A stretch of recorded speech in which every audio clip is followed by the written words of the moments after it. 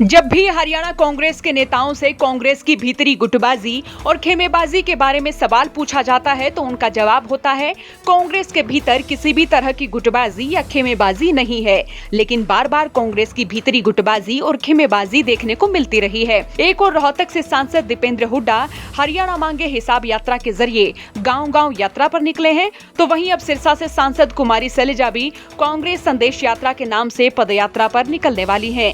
दिलचस्प बात तो ये है कि ना तो कुमारी सैलजा गुट के नेता दीपेंद्र हुड्डा की यात्रा में दिखे और ना ही भूपेंद्र हुड्डा और दीपेंद्र हुड्डा के करीबी कुमारी सैलजा के पोस्टर्स में नजर आए। अब कुमारी सैलजा की यात्रा 27 जुलाई को अंबाला से शुरू होगी और फिर 28 जुलाई को बरवाला विधानसभा क्षेत्र में कुमारी सैलजा जनसभा को संबोधित करेंगी। पहले चरण में कुमारी सैलजा की यात्रा अंबाला में रहेगी और इसके बाद यात्रा हिसार पहुंचेगी। खास बात यह है कि सैलजा पहले चरण में शहरी एरिया में पदयात्रा निकालेंगी। कुमारी सैलजा की यात्रा के इस पोस्टर को ध्यान से देखिए। यहाँ रणदीप सुरजेवाला, चौधरी वीरेंद्र सिंह की तस्वीर तो है, लेकिन भूपेंद्र हुड्डा, हरियाणा कांग्रेस प्रदेश प्रभारी दीपक बाबरिया और हरियाणा कांग्रेस के प्रदेश अध्यक्ष चौधरी उदय भान की तस्वीर नहीं है। हालांकि इस पोस्टर में मल्लिकार्जुन खड़गे और राहुल गांधी की तस्वीर जरूर है। कुमारी सैलजा ने अपनी यात्रा की शुरुआत उत्तर हरियाणा जीटी रोड बेल्ट से करने का प्लान बनाया है, तो वहीं दीपेंद्र हुड्डा देसवाड़ी, बांगर, बागड़, अहिरवाल बेल्ट में अपना इम्पैक्ट बनाने के प्लान पर है।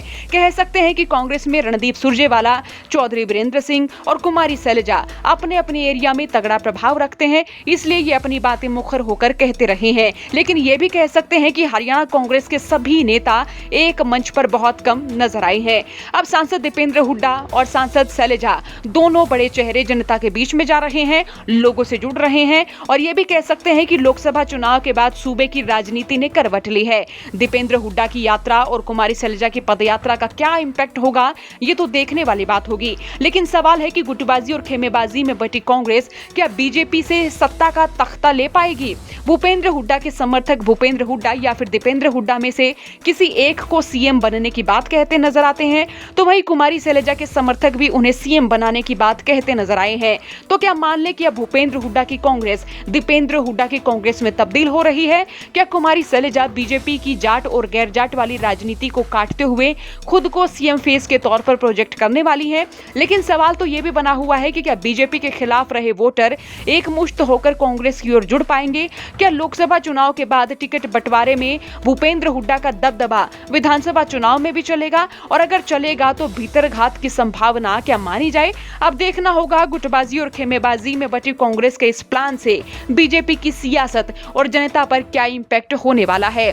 क्योंकि कहें कि दीपेंद्र हुड्डा की यात्रा में कुमारी सैलजा गुट के या फिर रणदीप सुरजेवाला गुट के कोई नेता नजर नहीं आए और कुमारी सैलजा के पोस्टर्स में भी हरियाणा कांग्रेस के नेता रणदीप सुरजेवाला और चौधरी वीरेंद्र सिंह के अलावा किसी की भी तस्वीर नहीं है। हालांकि इन सवालों के जवाब क्या होंगे, इन्हें टटोलने की हम कोशिश करेंगे। चैनल के साथ जुड़े रहिएगा। ब्यूरो रिपोर्ट, हरियाणा तक।